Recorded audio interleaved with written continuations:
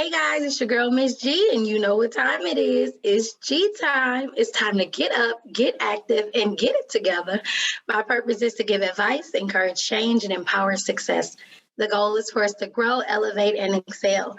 Everyday action is required for change, and you have the power to create change. I am so honored to continue to celebrate National Women's Month, and it has been my pleasure, it has been my honor to introduce and to share with you some amazing women that I know, that I've come across, that I've learned from. And this next woman is no exception. She is an amazing woman. I can't tell you all the things that she does because I don't know all the things that she does, but just the little that I know, I'm like, oh my God, when do you sleep? She is a mother, she is a wife, she is an entrepreneur, a CEO, an educator, so many hats, right? Just that in itself is like, wow, okay, how many hours are in your day? So I am so proud and so honored to introduce you to her today. I'm going to give you a little bit about her. She is the founder of Garvey Allen Visual and Performing Arts Academy for Science, Technology, Engineering, and Mathematics, where the slogan is "Be the Solution." That tells you right there. Welcome, Tiffany. Thank you. Thank you for having me. It is my pleasure to join you tonight. I've watched your various shows and I said, oh, I want to be on there. So I was so happy when you reached out to me. So thank you. Absolutely. Absolutely. I've been watching you and I'm like, wow. I know we have been in the same circle for the last 20 years. Yeah. Right? Yes. Even though we don't look like it. Right? Yeah. Man. Like it look like what we've been through, right? Hello. Yes. Tiffany took me to my very first concert. I never forget it. Jay-Z and the Nerds. It was the only concert I've ever been to in my life. Don't judge me. But she took me there and I have never forgotten that moment. Oh, that's so special. That was a special time for us. It was. So we are here celebrating Women's Month. And I have a quote from you from Rosa Parks. And she says, to bring about change, you must not be afraid to take the first step. We will fail when we fail to try. Wow. Right? I love quoting some of our people because it reminds me of how far we've come and still how far, we have to go, right? Absolutely. And so in honor of Women's Month, I just find it important for me to celebrate and honor African-American women who have also made so many contributions to American history. Absolutely. Yeah. And so my first question to you is, what does Women's Month mean to you? As you said, I think that honoring Black women during this month in the climate of our world, if you will, it brings about a totally different feeling because we aren't always thought about. Right. Even though we are the history makers, the stereotype breakers, everything that surrounded, President Biden and everything, it's Black women. Absolutely. Always, it seems like conversation. So this year, unlike any other year, I see so many people honoring us and it feels good to finally, get that recognition. So for me, Women's History Month just means for us to honor ourselves because I think all of the hats we wear, self-care is missed, and finding that balance. And so for this month, at least, it's kind of like everybody sees us, Right. Even though Women's History is every day because we make history every day. Absolutely. Yeah. I said the same thing on my last episode. I was talking about how I didn't know it was the month of March, right? And so as I went down the list of women that I wanted to talk to, it completely exceeded 30 days. I'm like, wait, I have way more women on this list than the days. And that's because there's so, and I'm not just, yes, my episodes right now is titled We, which is Yes, We Can, Women Entrepreneurs, but they're, besides just being an entrepreneur, there's so many things that women do. Absolutely. And it would have to be a different type of category for each. Absolutely. Yes. Yes. Right. I always say you could be, a mom, wife, CEO, best friend, sister, aunt, daughter. I mean, the list is endless, right? Yes. We wear all of these crowns, as I call them. I said, it ain't hats no more. We wear all these crowns. Right. And our crowns are heavy because yes, they are. Yes, they are. So one of my questions would be, what has been your driving force and motivation for success? I think honoring the ancestors, right? And thinking about how far we've come and what they've done for us to be able to exist in the life and have the freedoms that we have now. I feel like it is my life's purpose, my journey to really show the appreciation for all of the struggles that they've been through. Right. Leave a legacy for my kids and more importantly, be an example to my daughter for her to see, because I've been fortunate to have so many women in my life to inspire me, to push me. So just being a woman and taking hold of enduring and perseverance, because giving up is not an option. It doesn't matter.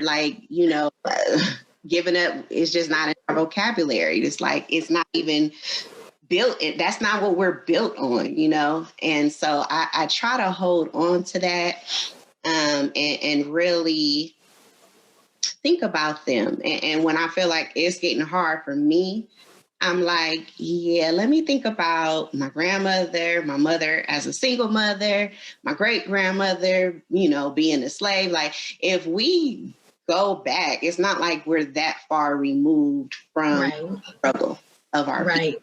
And I think that's the biggest misperception about us today. Like, no, we can trace it back, and most of us can tell you and have met that person who did everything to get our family where we are today. Absolutely. I agree with you. I did an introduction to this episode and I was highlighting the women in my family.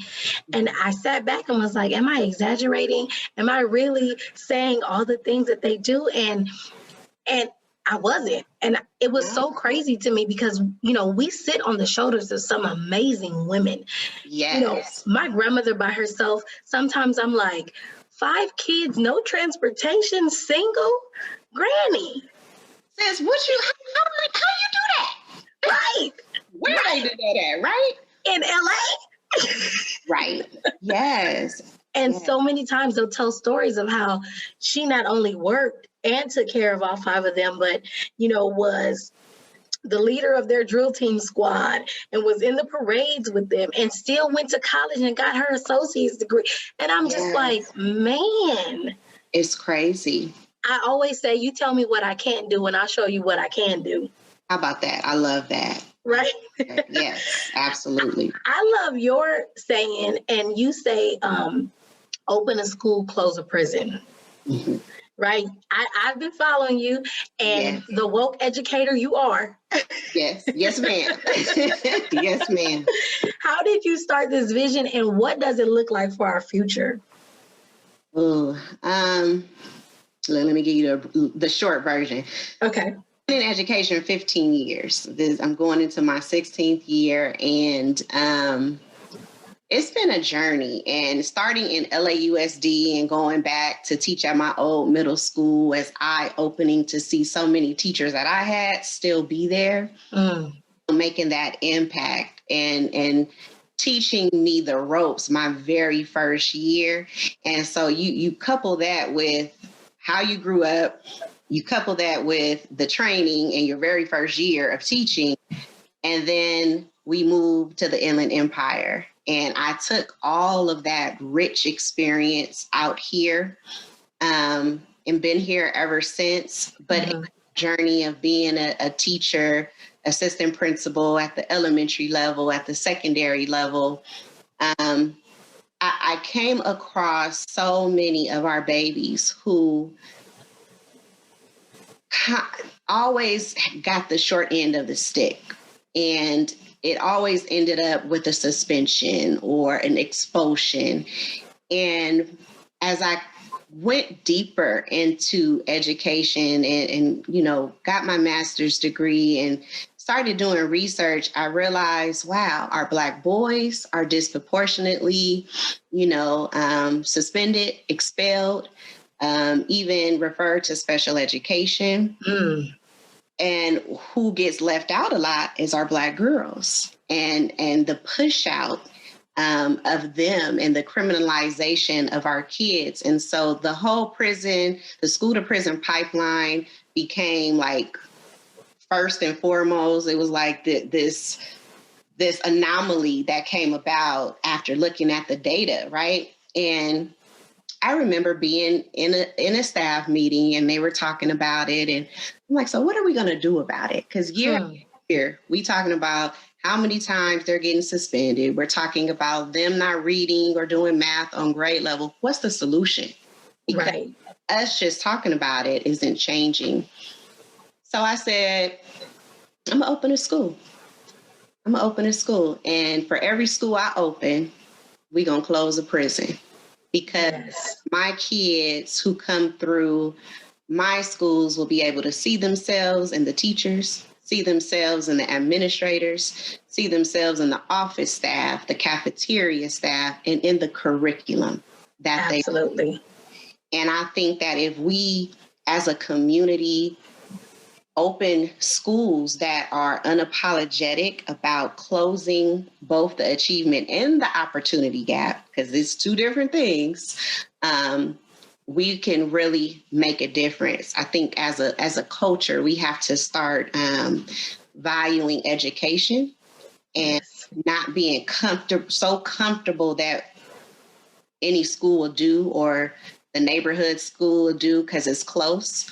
I mean, if it take you an extra 15 minutes out your way to make sure your baby getting the best education, you got to do what you got to do. And I hope that I can play a part in getting our community to see that the more independent schools we open, the more unapologetic, woke educators that we in these positions, we can open schools and close prisons, and our babies will not be the ones in the back of the police car and they only in second grade or seventh grade or 11th grade. Like, it really doesn't matter. Our kids don't belong there. And absolutely.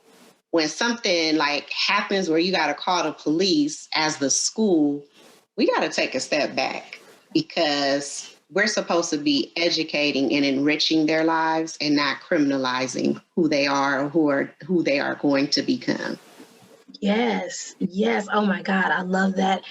My mother is a teacher as well as she has her own school, and it's been open for about 7 years. Mm-hmm. And I always said I didn't want to be in education. Yeah. I had no choice because she has her own school. So I ended up in education. And so, but there is such a need. And I love just how you put everything that you said. And I agree with you. Now, as a mental health therapist, man, I wasn't ready for the job, right? Yeah. The education was great. But once I got there, the first thing was I was the only one who looked like me, right? Yep. But all my clients looked like me. How about that? And they were overdiagnosed with the most extreme diagnosis. And I'm thinking, what? Yeah. How does this happen? This is going to follow these children for the rest of their lives. Absolutely. And we're... Say it again. I said, and even the kids then start believing this about themselves. Yes, they come in ready to say, okay, what do I have? Mm-hmm. Nothing. and is right. And I knew that, yes, they may have a diagnosis, but my whole purpose was not for them to be labeled by their diagnosis and for them to now leave my office with an excuse of I can act like this and do like this because I have a diagnosis, but to educate you on what mental illness is. Yes. And how we can change these behaviors, right? Yep. There's so many different outlets out there. However, one, they didn't know about them. Two, we don't believe that mental illness is real. Hello. Look, so therapy is a beautiful thing. Right. The first step was psychoeducation and just educating the parents on what this means. Know every time your child gets up in class and talks, they are not ADHD. Right? Maybe just a little structure goes a long way. Mm-hmm. And sometimes, yes, it is ADHD. Yes. But that doesn't mean we now put them in special education and we just throw away their future. We teach you how to manage that. There you go. Everybody doesn't need to be on medication. Nope. Some of them do. Yes. Granted, behind it, I was like, no, nobody on medication. Then I started to see the severity. Yes. And I started understanding and I started educating myself and realized that medication is not a bad thing with therapy, right? Yes, yes. And understanding that the medication isn't the solution, right? And so everything that you're saying, when you talk about educating just our people, educating our communities, really getting out there and saying, look, guys, this is what's going on. Yep. Yep. That was the joy of my time being a therapist. Yes. And just saying, no, you're not going to walk out here talking about I'm bipolar. No. No. And maybe it was. However, a lot of times it was just a stereotype. It was just, I'm going to put you in this category. Yeah, absolutely. And, that makes me think about when I do my conferences or my workshops, I always talk about the lack of classroom management of teachers, right? And you couple that with the referrals they write and who they're writing the referrals on. Because you said, just because you get out your seat, don't mean you have ADHD. Right. Just because, you want to sit a different way. Maybe you want to sit on a beanbag because that's comfortable for you. Listen, meet these kids where they are. Yes. Expectations, but meet them where they are and humanize them, And absolutely. So many times teachers don't have classroom management and that falls on the kid. Yes. I got to be suspended because you didn't know how to provide structure. Yeah, we got to do better in that area too.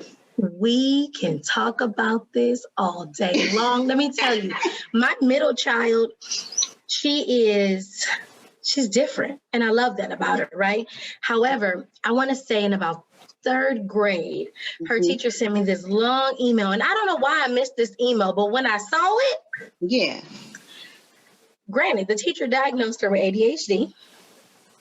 And the teacher can't diagnose, so Right. Let me find the book that I brought when I got there. Okay. I said, what criteria did she meet for ADHD? And I would like to know your background on diagnosing. That part right there. I said, oh, you don't have one? Oh, I do. Break it out. You know what I'm saying? And that's the advocating we got to do for our babies. Right. Because they were ready to send her to a special ed class because she was getting up in the classroom. However, the school was based around, the school had no walls. The classroom had no walls, right? It was an open environment. Yes. And they were allowed to do these things. Right. Well, when my baby got to this school, this was like playground city. She was from a private school. So when she got here with no doors, it was like, hey, how you doing? How you doing? What's popping? Right. I was like, there's no structure in the classroom. So the reason she's not structured is because there is no structure. What are you talking about? So we're going to take the one brown kid in the classroom and now diagnose her with ADHD when everybody else is running around? Not going to happen. Not on my watch. No, ma'am. And that's what I love that you are doing, that you are really not just talking about being the solution, but being the solution. Yes, absolutely. I love that. So the parents have to get the knowledge. Like, you were able to pull out the book. You were able to, like I said, advocate for your baby. And being a solution means, and opening your own school doesn't just mean like the curriculum. And I would say anyone who wants to open their own school, you got to be ready for the mental health, yes, the education of the parents, the nutrition, the list is endless, right? And our parents and us, we've grown up in a system that wasn't created for us.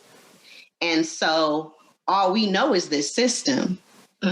Now with our generation, it's kind of like, that's not going to happen on my watch with mine, and it's the education part of it, because we've come so far, and we know what that feels like because we sat in our baby seats, and we were oftentimes the only brown face in a room. I remember being in college and looking around like, yeah.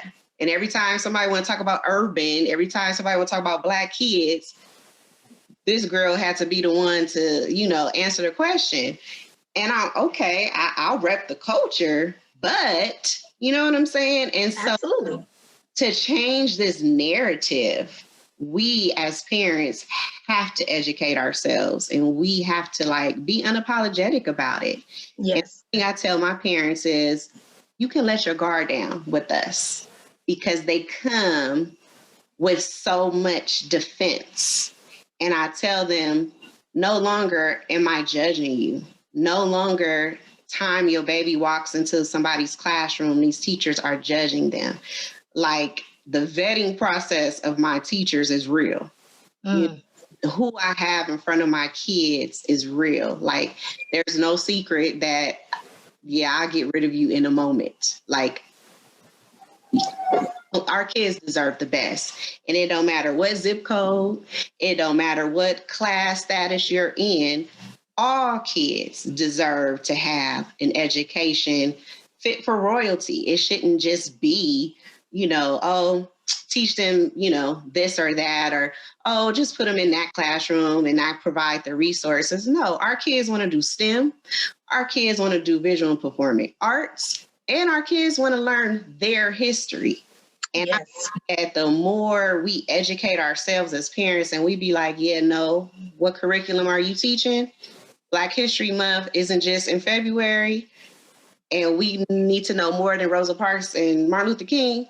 You know what I'm saying? Stop watering down our history, so these kids can I do come from greatness, because greatness runs in us, Absolutely. The same thing as a therapist. It was so important for me to help my clients that look like me to put their guard down. Yes. I'm not the enemy. I am not here. You're going to get something completely different when you get in this office. Absolutely. You're going to get the truth. Yes, you are. and some of that meant, the truth is, the child's behavior is coming from parenting. And that's the truth, right? We just have to learn. Yes. And we have to learn some different ways to parent our children. Not everything can be settled one way. No. And the school can't be responsible for waving the magic wand and making your baby turn into this, you know what I'm saying? Amazing. Like, this is work. Like I always say, this is a village. Yes. Magic doors. Like, I wish I did. But when you drop your baby off and they walk into, yes, we say transform students into achievers, but it's some work that we all got to do. Absolutely. I said the same thing. I literally would have a wand on my desk and say, this is not magic. I am not going to magically just make all these behaviors go away. We have to work together in order for this to happen. We have to work together. And Absolutely. So I love that that's what you're doing. You're working with people, you are educating people, and you're continuing to just make those changes that are needed. Yes. So with that being said, I'm going to talk about the struggle. I'm sure that along the way, there has been many lessons, disappointments, struggles, and obstacles. How have you used those moments to continue to push forward? And what can you share with someone who's experiencing that to tell them to keep going? Well, I had to take a deep breath on that one. Mrs. G, listen. It's unreal. You know, like we said, thank God we don't look like what we've been through. Because being at the intersection of being a woman, being a Black woman, and being young in a profession that is historically white, yep, male, or female. Yep. But the higher you get, the patriarchy gets real. And so I always say, they didn't want to give me a seat at the table, so I built my own damn table. That's right. That's it. And when I couldn't build it, I stood, you know, and I'm going to stand firm in my beliefs. And that came with the struggle. That came with having to endure. Talking about opening a school and closing a prison and saying that, talking about opening a school called Garvey Allen, like it comes with so much. And we got a no like 3 times. I saw. And the first one was the hardest blow. The second one, it's like, okay. But then the third time, I'm like, okay, I'm a persevere, right? And they said no again. That one took me out. No lie, like that. Like, I was like, okay, God, what we doing? Because, you know, I thought this was my journey. I thought this was my life's purpose, you know. But you have to dig deep. And it's a beautiful, we always call it the beautiful struggle, because there's no book. There's no parenting book that can tell us how to parent. There's no wife book that can tell us how to be a wife. You know, like all of these crowns that we wear, there's no instruction manual. And so I would tell anyone, especially women, when you are faced with life's adversities, know that you should expect them, because God said, you know, the weapons wouldn't prosper, but he didn't say they wouldn't form. Yes. And I hold that at like right here at the foundation, because every day, I mean, checking emails and just the stuff that we go through. So I would say to anybody who's going through it, persevere, because we come from greatness. We're cut from a different cloth. And no way, shape, or form, like we said, can giving up be an option. Have your self-care, put yourself first, because I think that's the best way to honor the ancestors. I don't think they went through all they went through for us to die from cancer and high blood pressure and heart disease because of life stresses. Yes. Like, take what they went through. Take life's adversities, create your own lane, and make your narrative so that when people look for you, you've written what you want them to know. You've written your story through your perseverance and your endurance. So keep going, sis. Just keep on going. Man, I don't know if they're listening, but I was listening. I took it in. I was like, yes, I will. Yes, I will. Yes. I'm going to keep going. Perseverance. I had a series called WAP, which was Winning Attitudes Persevere. Hey. I love it.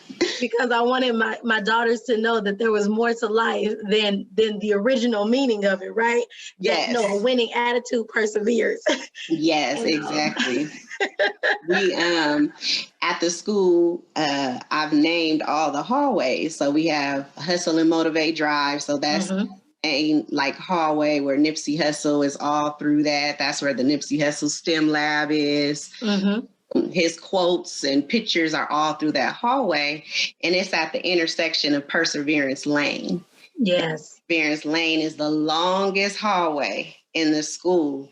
And, on the first day of school and throughout the school year, I'm telling them, like, y'all, when y'all walk this hallway and you're seeing these examples of those who have persevered, we got Michelle Obama, we got Barack Obama.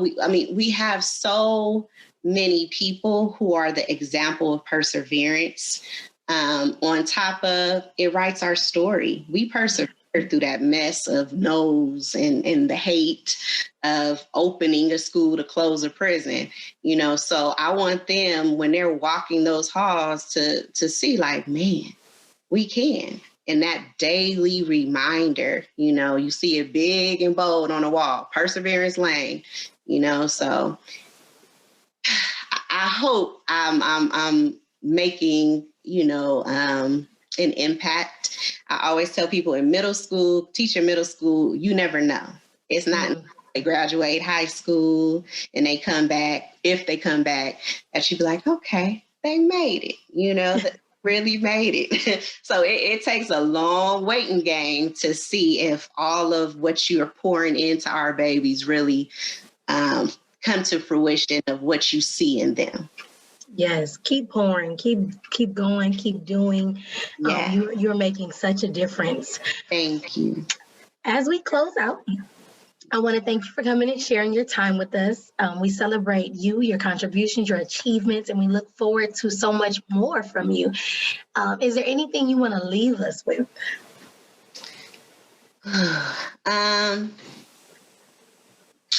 Two things. I would say, as a woman, we don't have to compromise. We can have it all. We can be mom.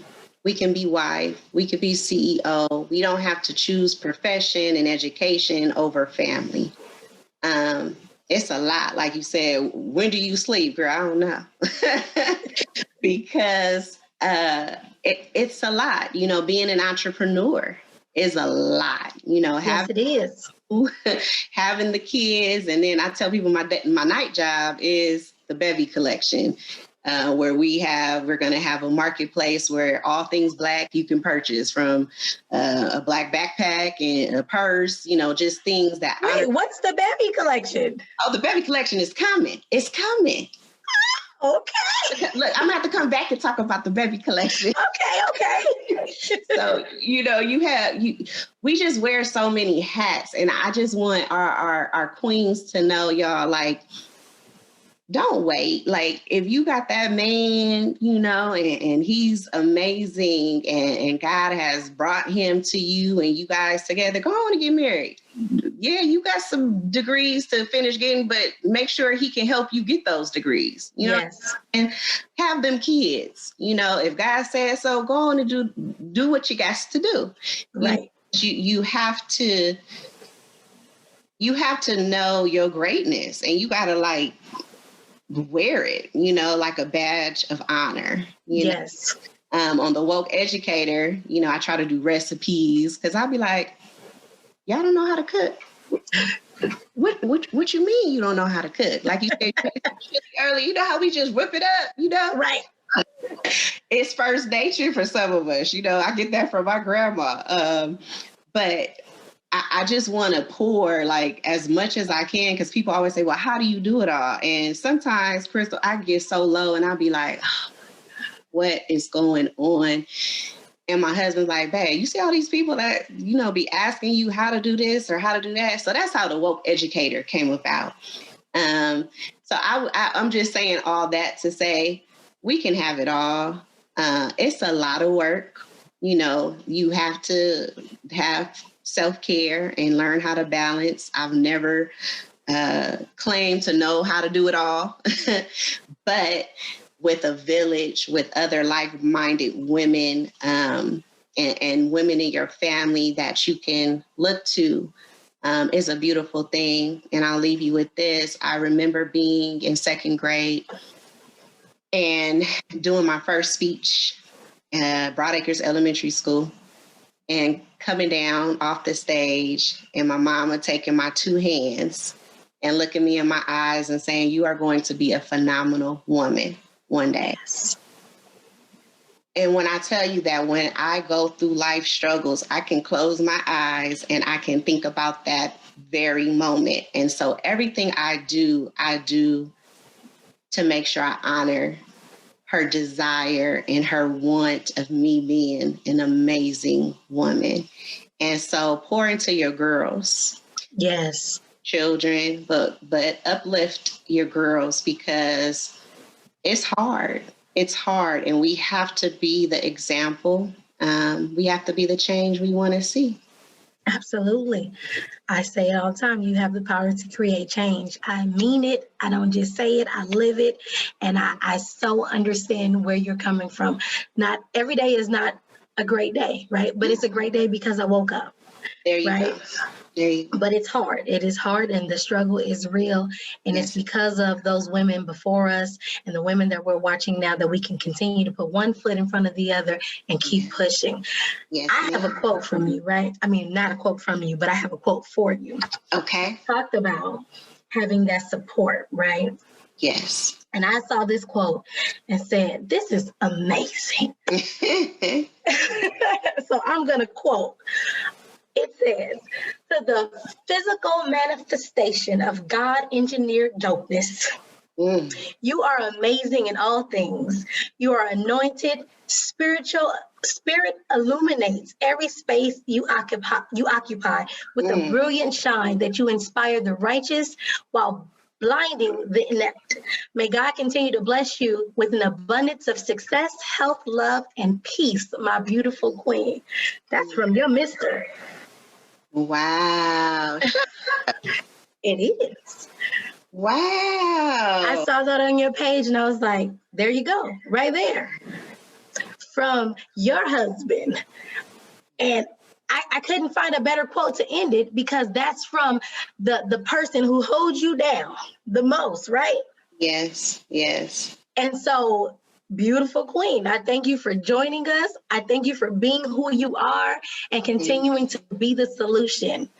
Absolutely. Thank you for having me. It's been wonderful to catch up with you, and I look forward to many more talks and seeing what you do manifest in so many ways for us as the culture. Thank you. Thank you so much. All right. You know what I'm going to say is G time. It's time to get up, get active, and get it together. You have the power to create change. See y'all later.